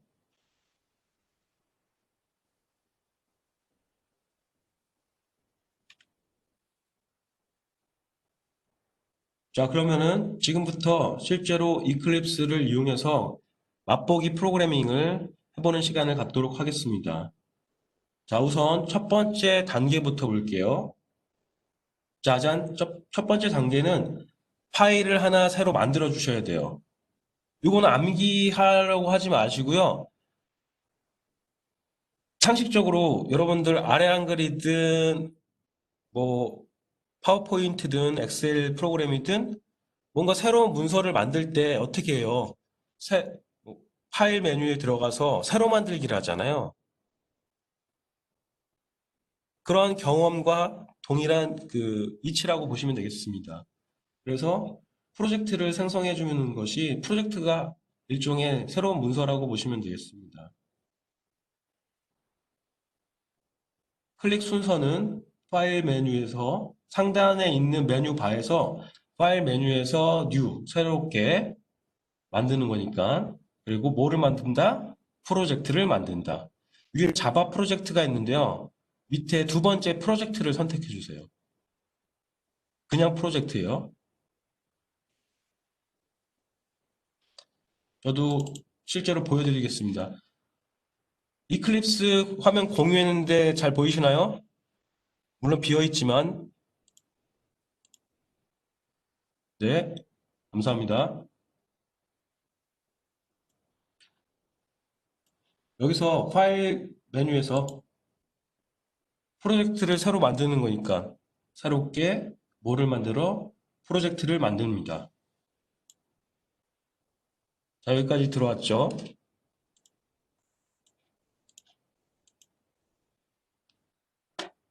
그리고 나서 프로젝트의 이름을 지정해 줘야 되는데요. 나중에는 여러분들이 원하는 이름으로 지정하셔도 돼요. 그런데 오늘은 다들 기초 과정이고 처음 접하는 내용이니까 우리 통일해서 이름을 지정할 겁니다. 샘플 프로젝트라는 이름으로 프로젝트 네임에다가 기입을 해주시길 바랍니다.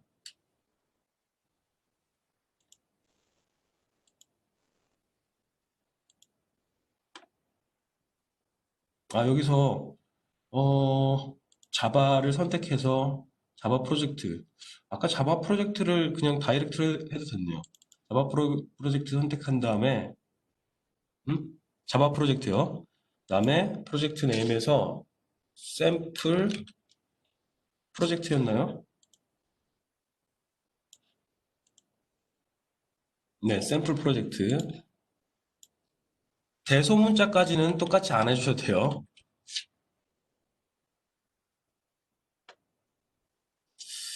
그리고 나서 옵션을 잠깐 볼까요?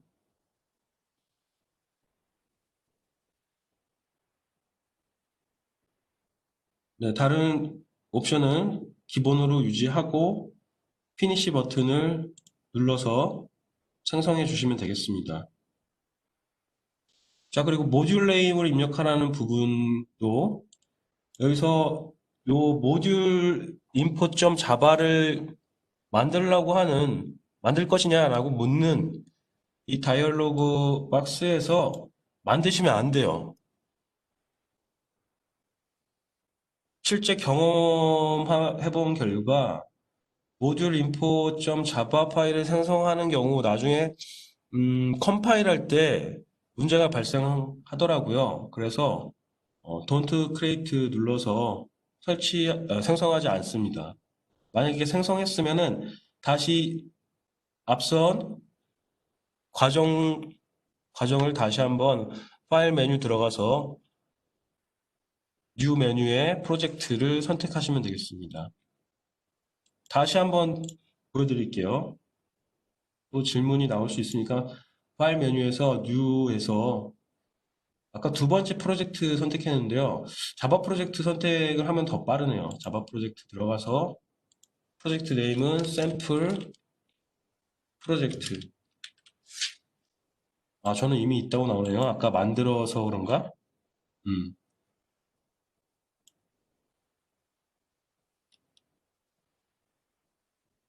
그 다음에 피니시 버튼 눌러서 새로운 창이 뜨면은 생성하지 않는 버튼을 눌러서 스킵을 해주시면 되겠습니다. 자, 그리고 나서 아직 에디터가 생성이 안 됐죠. 코드를 편집할 수 있는 에디터를 생성하려면은 프로젝트를 생성하고 나서 그리고 클래스를 생성해 줘야 돼요. 이게 순서예요. 자바 프로그래밍 할 때는 제일 먼저 프로젝트를 생성하고 클래스를 생성해 준다. 중요한 내용입니다. 클래스 생성 방법은 역시 파일 메뉴에 들어가서 새롭게 만드는 거니까 New에서 클래스를 선택하시면 되겠습니다. 그리고 클래스의 이름은 Hello 2030으로 하시면 돼요. 이것도 통일할게요. 클래스의 이름은 Hello 2030. 그리고 피니시 아직 누르지 마시고 조금만 기다려 주세요. 저도 해야 되니까. 그리고 나서 옵션 중에서 유용한 게 Public Static Void Main이라고 하는 옵션을 체크해 주시면은 이 장황한 코드를 자동으로 생성해 줘요. 여러분들이 원래 이 옵션 체크를 하지 않으면은 클래스 파일에서는 항상 메인 메소드가 필요하거든요. 메인 메소드를 일일이 여러분들이 수동 타이핑을 해서 써줘야 되는데 첫 번째 옵션을 체크하면은 자동으로 이클립스가 생성을 해줍니다.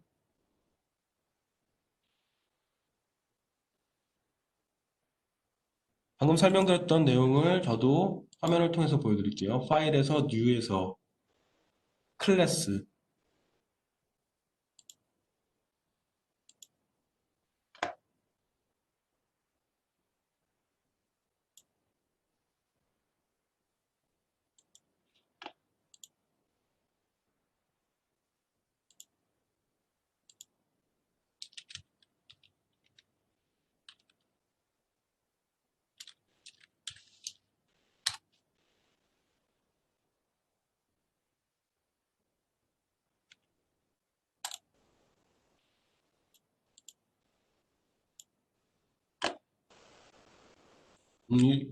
저는 이게 자동으로 지정이 안 돼서 소스 폴더 같은 경우에는 일단은 아까 그 클래스 파일을 클래스래요. 프로젝트 폴더를 지정해 주시면 돼요. 저는 세 개나 있죠. 여러분들께 다시 설명한다고 해서 중복되지 않게 이제 프로젝트 이름을 만들었기 때문에 세 개가 됐고요. 샘플 프로젝트 폴더를 더블 클릭해서 그 다음에 소스 폴더를 지정해 주면 돼요.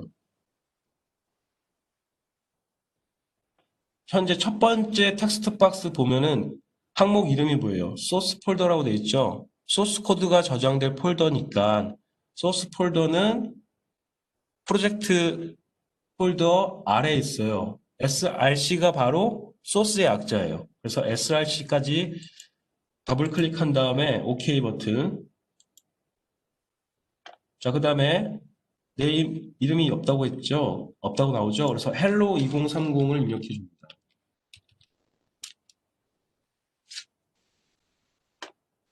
그리고 유용한 옵션인 public static void main 첫 번째 옵션을 클릭해서 체크를 해줍니다. 이렇게 옵션 설정까지 했으면은 피니시 버튼 눌러서 적용을 해주시면 되겠습니다.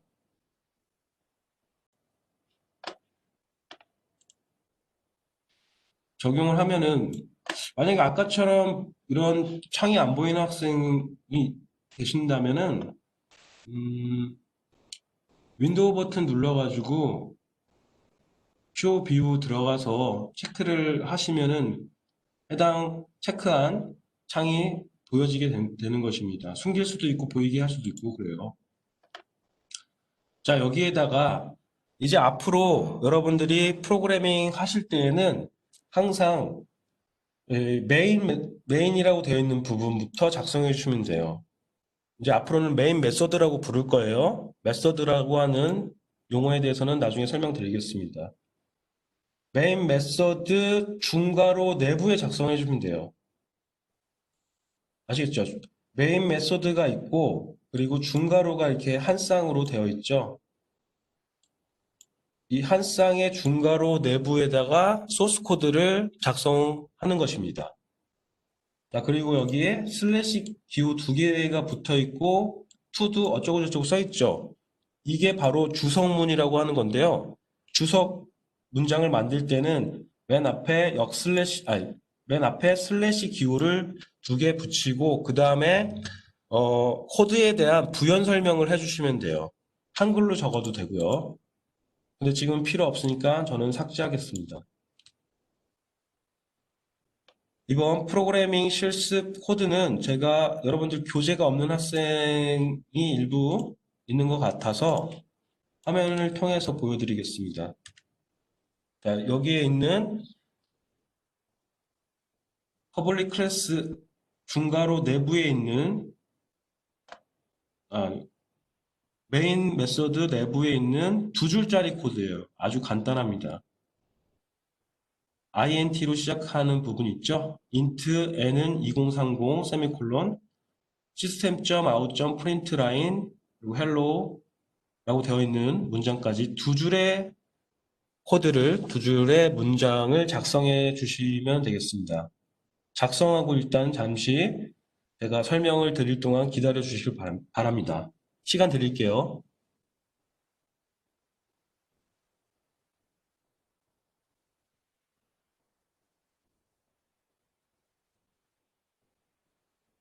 네, 지금 혹시 이클립스가 설치가 안 됐거나 JDK 설치가 잘 안 됐거나 해서 실습을 못하고 있는 학생들은 일단 제 설명에 집중을 해주시기 바랍니다. 자꾸 안 된 거에 대해서, 지나간 거에 대해서 계속 집착하게 되면은 앞으로 미래가 안 보여요. 지금 현재에 충실해 주시면 됩니다. 그래서, 나중에 이클립스를 설치해서 충분히 실습하셔도 되는 거니까 걱정 마시고요. 주석문은 지워도 상관은 없어요. 그런데 이제 나중에 여러분들이 의도적으로 주석문을 작성해야 될 필요도 있습니다. 해당 소스 코드에서 특정 코드에 대해서 설명을 써줘야 될 때 일종의 메모 역할을 해주는 건데요. 그때는 주석 문장을 써주는 게 좋아요.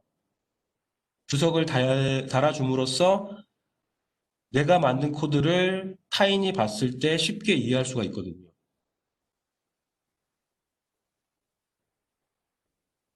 더 웃기는 게 본인이 작성했는데도 나중에 시간 지나서 보면은 이게 뭐지? 라고 할 수가 있거든요. 그때 본인이 처음부터 주석문을 달아놨으면은 아주 긴 시간이 지났어도 주석문을 보고 아, 내가 이런 의도로 작성한 코드구나. 마치 일기처럼요. 알 수가 있죠.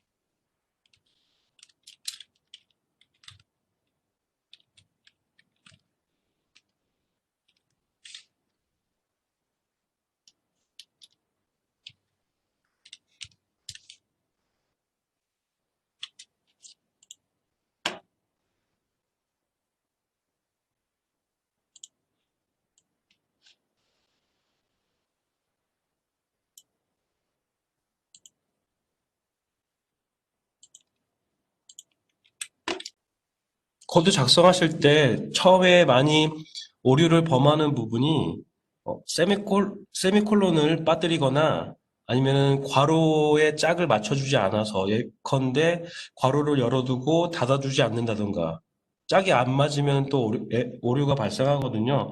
괄호도 그렇고 따옴표도 그렇고요. 따옴표를 열어두고 닫지 않는 경우도 그런 오류를 범하기가 쉬워요. 처음에는. 오타는 기본이고요. 참고로 프린트 IN이 아니고요. LN이에요. 제가 이렇게 설명을 했는데도 나중에 똑같은 질문을 하는 학생이 있는데요. 프린트 IN이 아니고 프린트 LN입니다. L. 소문자 L이에요. 이게 참 숫자 1처럼 보이기도 하고 대문자 I로 보이기도 하고 프린트 라인의 약자이기 때문에 프린트 LN이고요. 자, 일단은 수업을 진행할게요. 이렇게 해서 코딩 과정을 다 마쳤다면은 지금까지 과정을 다시 한번 정리해 보자면은 이클립스를 실행하고요. 프로젝트를 생성합니다. 프로젝트가 다 생성이 됐으면 클래스를 생성합니다. 클래스를 생성하면은 에디터가 뜨는데요. 편집기 상에서 소스 코드를 작성합니다. 이것이 바로 코딩이고요. 코딩을 해주시고요. 그 다음 과정이 컴파일을 해주는 과정입니다. 소스 코드를 바이트 코드로 변환한다고 했었죠. 그래서 런 메뉴에 런을 실행하시면 자동으로 컴파일이 되면서 실행이 돼요. 물론 오류가 없을 때, 즉 소스 코드에 오류가 없으면은 런 버튼을 눌렀을 때 컴파일이 되면서 자동으로 실행이 된다라는 거예요.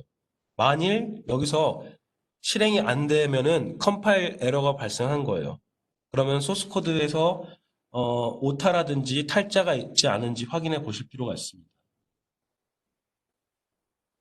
메뉴를 통해서 실행할 수도 있고 그 밑에 버튼을 눌러서 아이콘 또는 버튼을 눌러서 실행할 수도 있습니다. 플레이 모양의 버튼이 있죠. 저도 한번 실행해서 시연을 해보도록 할게요. 런 메뉴에서 런을 누르시면 되겠습니다. 그리고 나서 자, 세이브 할 것인지를 물어보는데요. 자동으로 체크가 되어 있습니다. 그리고 OK.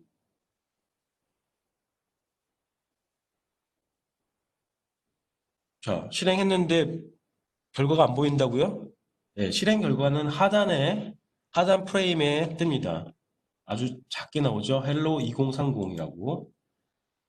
코드에 대한 설명은 일단 이 프로그램은 헬로우와 변수 n에 저장된 값을 출력해주는 프로그램입니다. 바로 출력해주는 역할을 해주는 문장이 printLN 문장이고요. 정확히는 printLine 메소드라고 해요. 메소드. 얘도 메소드. 메인 메소드처럼. printLine 메소드는 괄호 안에 있는 내용을 화면상에 출력해주는 역할을 해주는 아주 필수적이고 유용한 메소드예요. 앞으로 수업 시간에 수도 없이 여러분들은 접하게 되실 겁니다.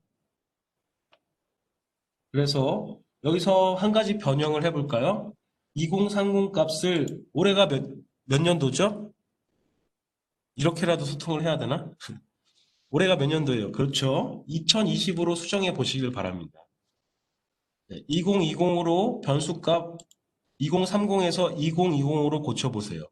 그리고 나서 다시 실행합니다. 이번 실행할 때는 제가 버튼 눌러서 실행해 볼게요. 여기 플레이 모양의 버튼을 눌러서 실행해 볼게요. 오케이. 자, 실행 결과 어떻게 바뀌었죠? 실행 결과가 헬로우 2030에서 2020으로 바뀌었죠.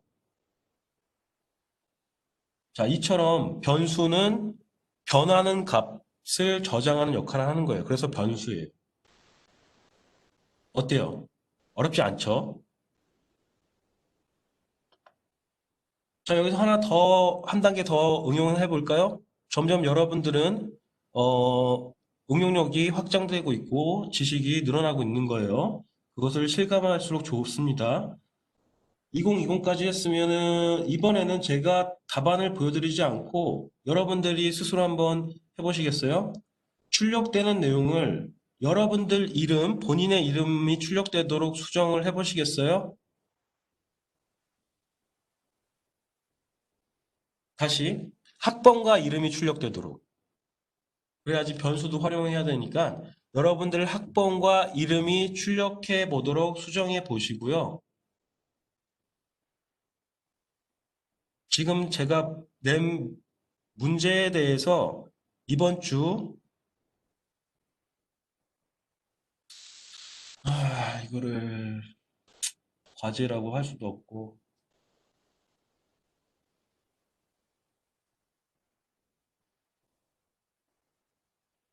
그래요. 첫 시간에 처음부터 과제를 내드리면은 그렇죠.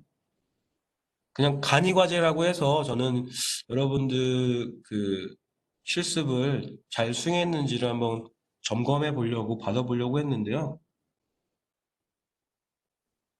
일단은 그렇게 어렵진 않죠.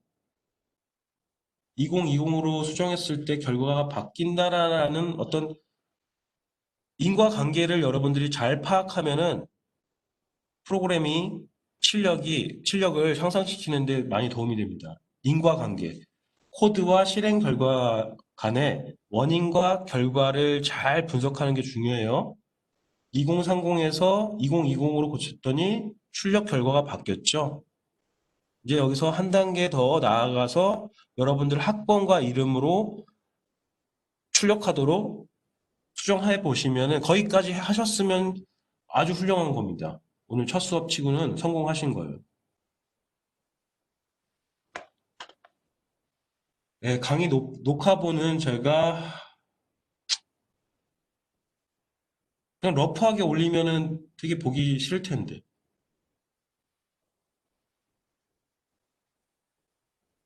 그렇다고 제가 편집해서 올리려면 시간이 많이 걸려요. 일단은 강의 녹화본은 제가 가급적이면은 다시 올려드리도록 할게요. 대신에 언제까지 딱 정해서 올릴 수는 없어요. 올려드리고 저기 단톡방에다가 얘기를 할게요. 그리고 학번이 앞에 오도록 할까요? 뒤에 오도록 할까요? 질문이 있는데요. 뒤에 오도록 하는 게 더 쉬워요, 사실. 왜냐하면 지금 괄호 안에 프린트라인 메소드 괄호 안에 순서가 문자열이라고 해서 이 부분에 여러분들 이름 넣고 변수에다가 학번을 대입하면 되거든요.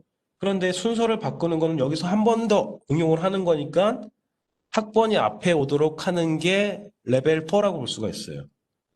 그리고 지금 여기 이 상태에서 이름 다음에 뒤에 학번이 나오는 거는 레벨 3에 해당이 되는 거예요. 아시겠죠?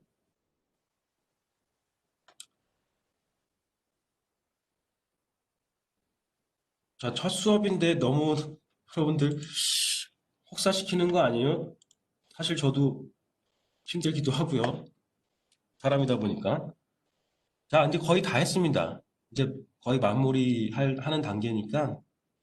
음, 자, 이 내용은 나중에 또 추후 수업 내용에서 충분히 살펴볼 수 있는 내용이기 때문에 간단하게 설명드리겠습니다. 방금 작성했던 여러분들 소스 코드 있잖아요. 그 소스 코드 내에는 클래스 파일을 여러 개 작성할 수가 있다는 거예요. 클래스 헬로 2030 외에도 클래스 뭐 20, 헬로 2020 이런 식으로 해서 여러 개의 클래스를 하나의 파일 내에 구성할 수가 있다라는 학습 내용입니다. 자, 이제 중요한 내용은 다 끝났어요. 이 뒤에 있는 내용은요, 그냥 참고할 만한, 가볍게 볼 만한 내용이라서 쭉 훑어보겠습니다. 자바 응용 프로그램의 종류는 데스크탑에서, 즉 PC에서 작동하는 응용 프로그램이 있고요. 서블릿이라고 해서 웹브라우저에서 실행되는 프로그램이 있습니다. 마지막으로 요즘 뜨는 거죠. 모바일 환경에서 실행되는 안드로이드 앱이 있습니다. 제가 이번 학기에 모바일 프로그래밍도 이제 수업을 하긴 하는데 안드로이드 앱도 여러분들 자바를 잘 알면은요 안드로이드 앱 개발하는데 아주 큰 도움이 된답니다. 그러니까 자바를 잘 배워두시면은 여러분들 좋아하는 모바일 스마트폰 상에서 본인이 만든 프로그램을 구동시킬 수도 있어요.